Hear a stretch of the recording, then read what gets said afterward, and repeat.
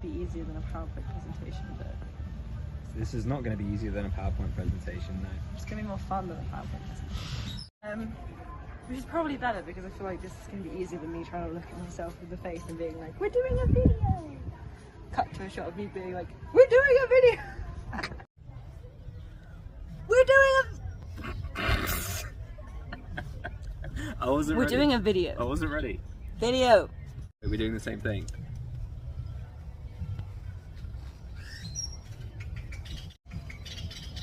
I don't know what to do right now. We're doing a video! We're doing it! That was a genuine fuck up. I didn't mean it that time.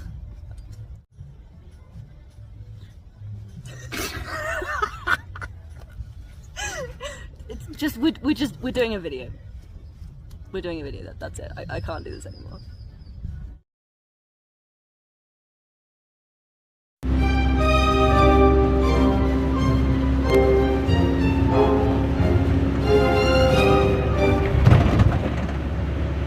When we left you last, we were in Tuzla, still not sure if that's actually how you say that, in Chiapas, on our way to San Cristobal. San Cristobal, we ended up staying there for a whole week, which was the longest we've actually ever stayed anywhere thus far, mainly because it was so cheap.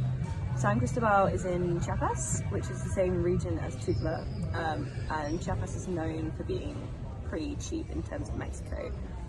The only issue was that the tap water was incredibly dodgy, and we'd heard lots of stories, like 8 out of 10 travellers that go there don't die, but they get very, very sick from like food or water poisoning, so we were pretty cautious, I would say. But we must be fucking superhuman because... And it was a super beautiful place. It was really cute. So up in the mountains, the elevation was quite high. I can't remember how many. Some 1,000 feet. We did a canyon tour one day, which was stunning. Yeah, we saw some good wildlife. Insert video of monkey here. Literalmente se lo ponen únicamente a los machos, ya que por ejemplo cuando los biólogos vienen a inspeccionarlos, sometimes it's really hard to determine how good a place is because I think a lot of the emotions you feel about a place depend on where you're staying and who you meet. Mm-hmm. And we were very lucky in San Cristobal that where we were staying was really lovely. We had a private room that was insane because it was like 6 beds in one. It was like a palace. It's the largest room I've ever stayed in, and it was so cheap. Faye had a king-sized bed. It was like good for 3 people. So she had that all to herself for a week, and I had the bottom bunk of the bunk bed. We met this really lovely Polish woman called Sonia whilst we were there, and we ended up spending quite a bit of time with her and this guy Steve. In fact, we went to Chamula, which is a little indigenous town about half an hour away from San Cristobal. We went there to see their local carnival, which is happening over 3 days, which was insane. I mean, insert footage here. It was, yeah.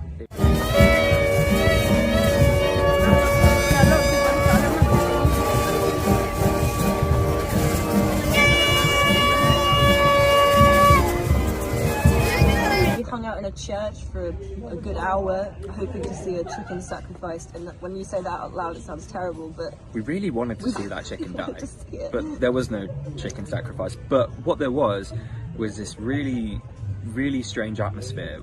So you go in, there's very strictly no phones, no cameras, no recording equipment, anything like that.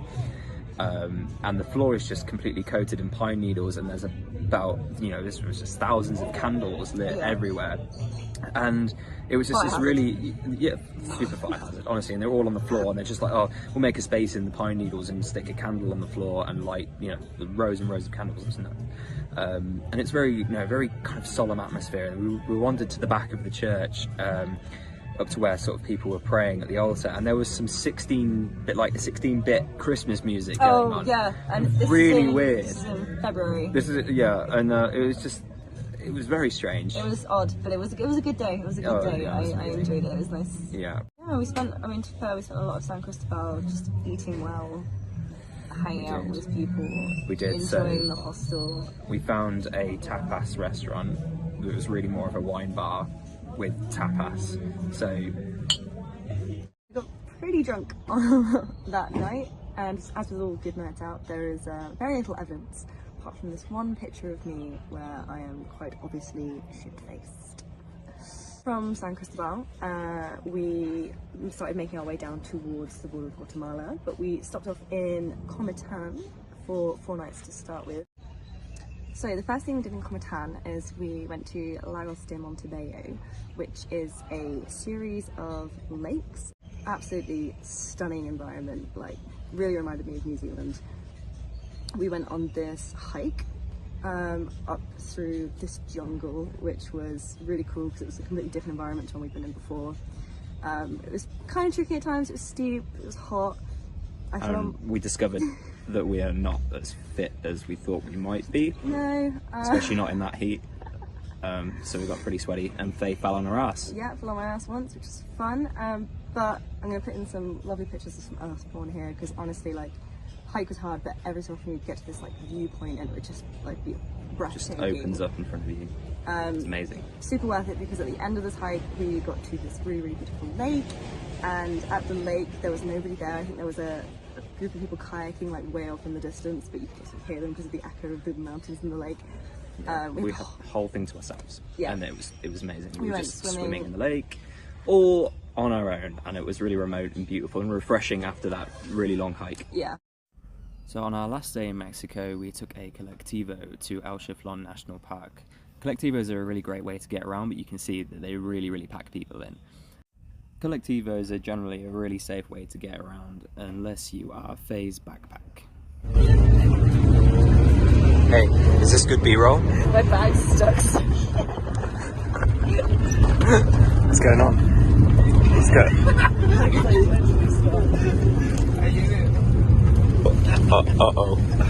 So sad. El Chiflón is about a 45 to 1 hour drive away from Comitán where we were staying.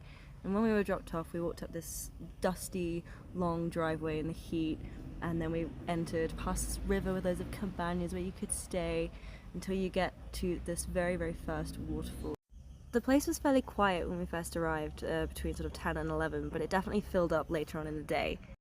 This footage here is of the first and of the second waterfall, but there are 5 in total at El Chiflón, and the total elevation between waterfalls is around 730 meters.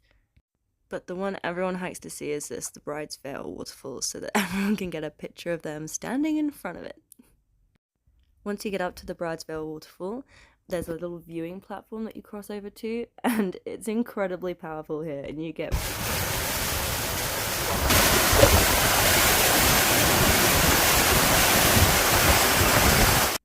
We finished the day off by swimming in one of the designated swimming areas. It was so cold, but really refreshing. Much like the lake at Montebello, we had the place nearly to ourselves, so we must be really good at timing stuff. After our freezing cold swim, we enjoyed a packed lunch by the lake. After nearly 6 whole weeks, our time in Mexico had come to an end. Could have stayed for so much longer, and personally I thought Mexico was going to be pretty hard to beat. It is truly a beautiful country, and I could not recommend more. Hello, us again. Just a quick aside to say that that video was originally going to include these last 2 or 3 weeks we spent in Guatemala, but that nearly killed me, just making that 8-minute video. I got very angry. Yeah, so we're gonna refresh the way we do things a little bit, and we're gonna make Guatemala into a different video, maybe smaller videos, because I don't think I can do that again. So we'll see you next time.